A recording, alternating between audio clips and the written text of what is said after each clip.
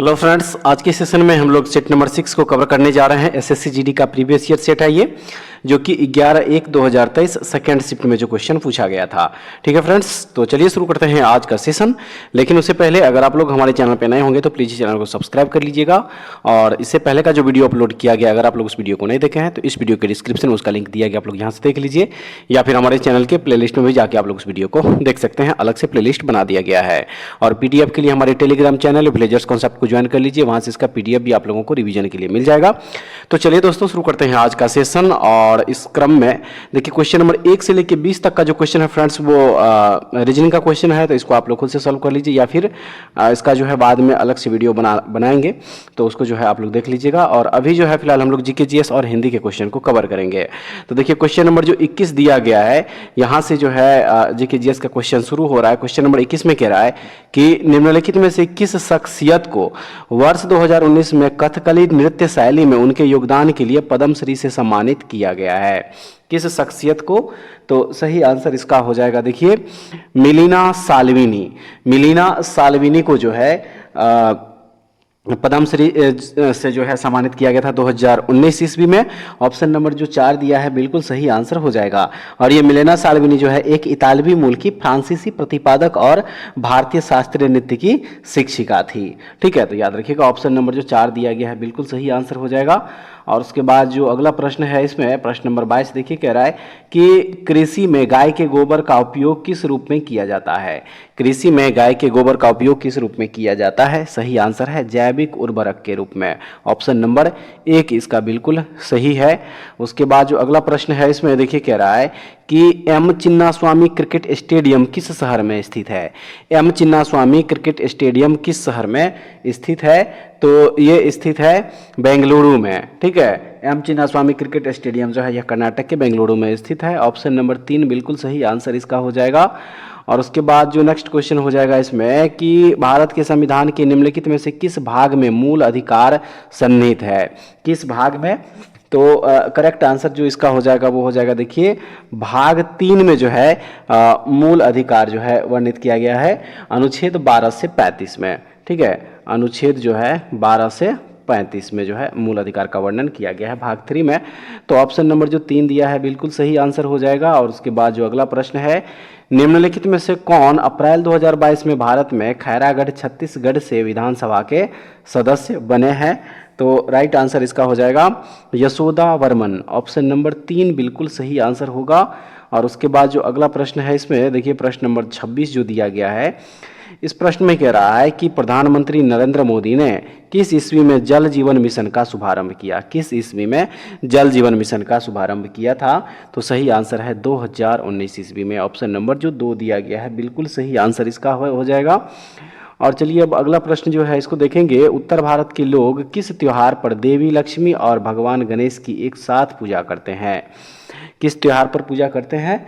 तो ये होता है दिवाली पर। ऑप्शन नंबर 4 इसका बिल्कुल सही हो जाएगा। और उसके बाद जो अगला प्रश्न है, इसमें प्रश्न नंबर 28 कह रहा है कि कच्चे तेल, पेट्रोलियम उत्पादों और प्राकृतिक गैस को स्थानांतरित करने के लिए परिवहन के किस साधन का उपयोग किया जा रहा है? परिवहन के किस साधन का उपयोग किया जा रहा है? तो इसमें उपयोग किया जा रहा है पाइपलाइन का। ऑप्शन नंबर जो 2 दिया है। ठीक है, चलिए अगला प्रश्न देख लीजिए। कौन सा जलमार्ग अटलांटिक महासागर को प्रशांत महासागर से जोड़ता है? वह कौन सा जलमार्ग है? तो याद रखिएगा, उस जलमार्ग का नाम है पनामा नहर। ऑप्शन नंबर 4 इसका बिल्कुल सही हो जाएगा। नेक्स्ट है, 1992 में सबसे कम आयु में पद्म भूषण प्राप्त करने वाले नर्तक या नर्तकी का नाम निम्न में से क्या था? उनका नाम जो है क्या था? तो उनका नाम है सोनल मानसिंह। ठीक है, सोनल मानसिंह जो है एक भारतीय शास्त्रीय नर्तकी और भरतनाट्यम और ओडिसी नृत्य शैली की गुरु है। ठीक है फ्रेंड्स, और वह जो है 1992 में पद्म भूषण और 2003 में पद्म विभूषण से सम्मानित होने वाली सबसे कम आयु की शास्त्रीय नृत्यांगना है। तो इसको याद रखिएगा आप लोग, सोनल मानसिंह जो है इस क्वेश्चन का बिल्कुल सही आंसर होगा। Option number 2।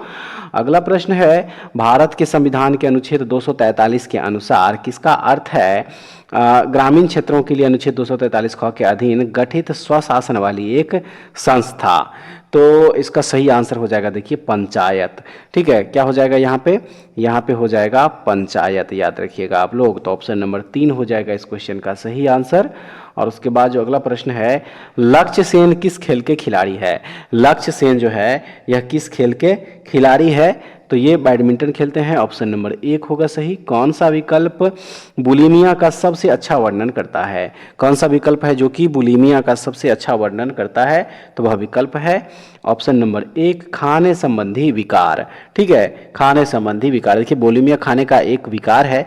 यह अत्यधिक खाने से उत्पन्न अनियंत्रित घटनाओं की एक विशेषता है जिसे बिंजिंग कहा जाता है। तो ऑप्शन नंबर 1 जो दिया गया है इस क्वेश्चन का है सही आंसर।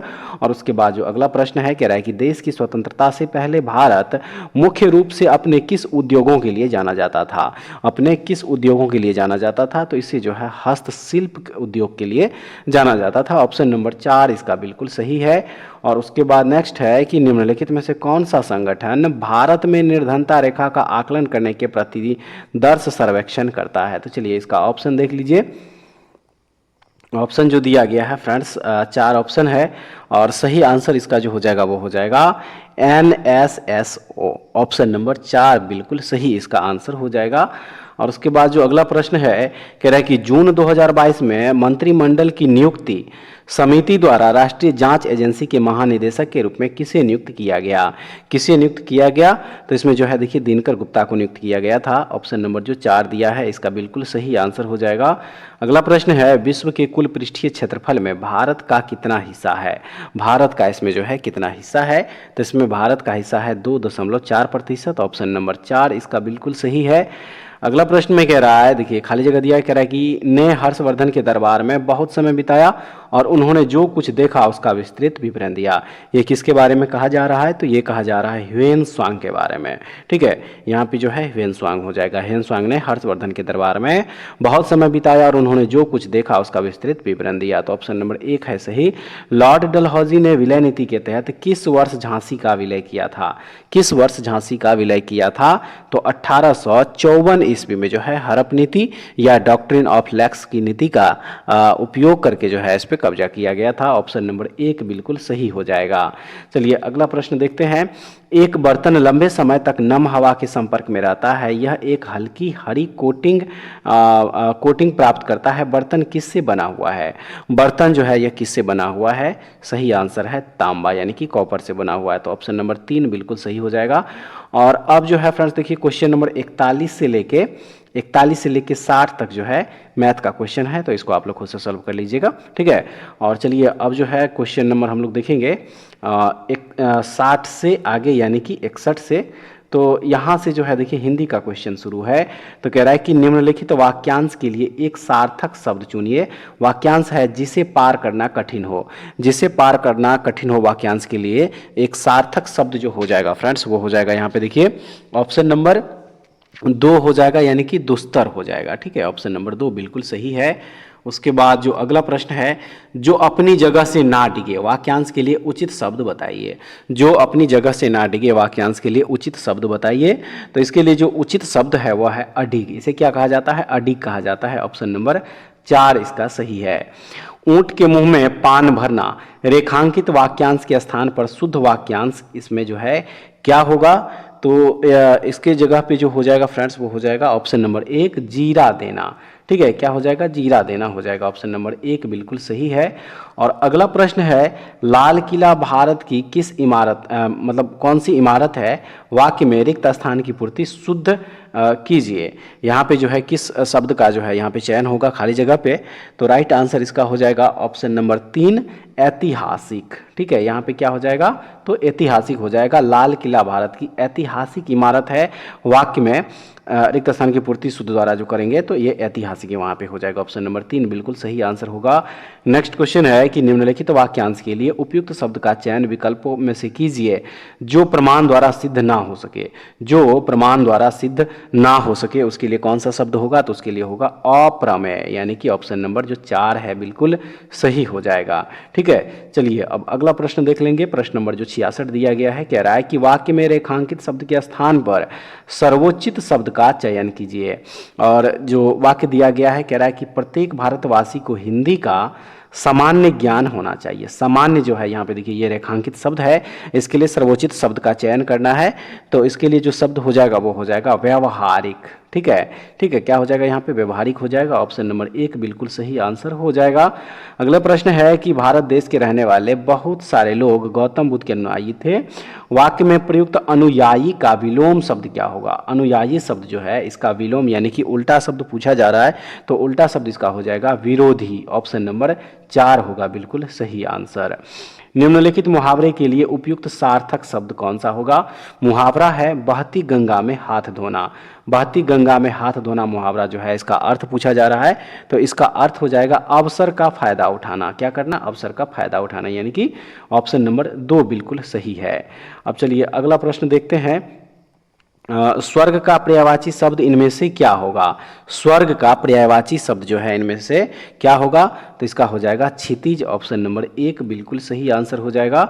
नेक्स्ट कह रहा है कि निम्न में से किस वाक्य में गंगा के सही पर्यायवाची शब्द का प्रयोग हुआ है।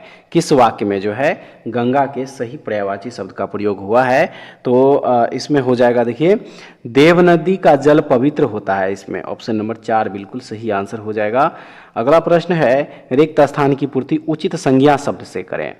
दिया गया है तरल अवस्था में होता है, किसके बारे में कह रहा है कि तरल अवस्था में होता है, तो देखिए यहाँ पे क्या हो जाएगा पारा हो जाएगा, मरकरी जिसे कहा जाता है। ठीक है, पारा यहाँ पे हो जाएगा, पारा तरल अवस्था में होता है, तो ऑप्शन नंबर 4 बिल्कुल सही आंसर हो जाएगा।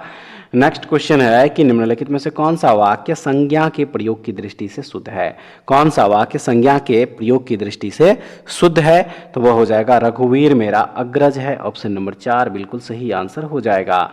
नेक्स्ट जो दिया गया है इसमें कह रहा है कि दादा दादी का सबके जीवन में पूजनीय स्थान होता है।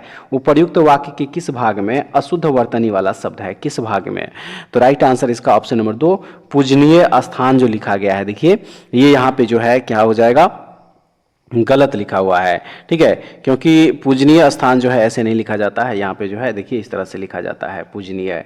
ठीक है, तो ऑप्शन नंबर 2 बिल्कुल सही आंसर हो जाएगा। और उसके बाद जो अगला प्रश्न है इसमें कह रहा है कि वीर और साहसी पुरुष साधारण नहीं होते अपितु प्रतिभा से युक्त होते हैं। साधारण के विलोम शब्द से वाक्य पूर्ण करें, तो पूर्ण वाक्य करेंगे तो यहाँ पे क्या हो जाएगा विलक्षण हो जाएगा। ठीक है, क्या हो जाएगा यहाँ पे, तो यहाँ पे हो जाएगा विलक्षण। ऑप्शन नंबर 1 इसका बिल्कुल सही आंसर हो जाएगा। और उसके बाद नेक्स्ट है रेखांकित शब्द के स्थान पर सर्वोचित विकल्प चुनिए। दिया गया है आवश्यक काम में रत रहने के कारण मुझे अवकाश नहीं मिला। रत ये हो जाएगा देखिए रेखांकित शब्द कह रहा है, इसके लिए सर्वोचित विकल्प चुनने के लिए सही आंसर इसका व्यस्त हो जाएगा। रत की जगह पे क्या ये व्यस्त हो जाएगा इसका मतलब, तो ऑप्शन नंबर 2 बिल्कुल सही आंसर है। चलिए अगला प्रश्न देखते हैं फ्रेंड्स। यहाँ से जो है देखिए प्रश्न नंबर 76 से 80 तक जो है गद्यांश दिया गया। कह रहा है कि निम्नलिखित गद्यांश में से कुछ शब्द हटा दिए गए हैं। दिए गए विकल्पों की सहायता से रिक्त स्थान की पूर्ति कीजिए, प्रत्येक संख्या के लिए उपयुक्त विकल्प का चयन करें। तो पहले इस गद्यांश को जो है आप लोग पहले पूरा पढ़ लीजिएगा बिल्कुल सही से। और उसके बाद जो है देखिए यहाँ पे ऑप्शन दिया गया है क्वेश्चन नंबर 76 में। ऑप्शन जो दिया गया इस हिसाब से प्रशंसा ऑप्शन 3 सही आंसर है। 77 का हो जाएगा घोड़ा ऑप्शन नंबर 2। 78 का हो जाएगा ऑप्शन नंबर 4 उसकी। और 79 का जो सही आंसर हो जाएगा वो हो जाएगा लोट ऑप्शन नंबर 2। और 80 का सही आंसर ऑप्शन नंबर 3 वो हो जाएगा। इसको जो है आप लोग भर लीजिएगा। ठीक है, उम्मीद करते हैं कि आज का सेशन भी आप लोगों के लिए काफ़ी महत्वपूर्ण होगा। और एक बार वीडियो को शुरू से लेकर अंत तक जरूर देखिएगा और उसके बाद कमेंट्स करके बताइएगा कि सेशन आप लोगों को कैसा लगा। पीडीएफ के लिए हमारे टेलीग्राम चैनल विलेजर्स कॉन्सेप्ट को ज्वाइन कर लीजिए। इस वीडियो के डिस्क्रिप्शन में उसका लिंक दिया गया, आप लोग यहाँ से उसको डाउनलोड करके रिवीजन कर सकते हैं। इसके अलावा व्हाट्सअप चैनल का भी लिंक जो है इस वीडियो के डिस्क्रिप्शन में दिया गया, उससे भी आप लोग जुड़ सकते हैं। ठीक है फ्रेंड्स, तो ऐसे वीडियो के लिए हमारे चैनल से जुड़े रहिए। नेक्स्ट वीडियो में दोबारा फिर से मिलते हैं, तब तक के लिए जय हिंद।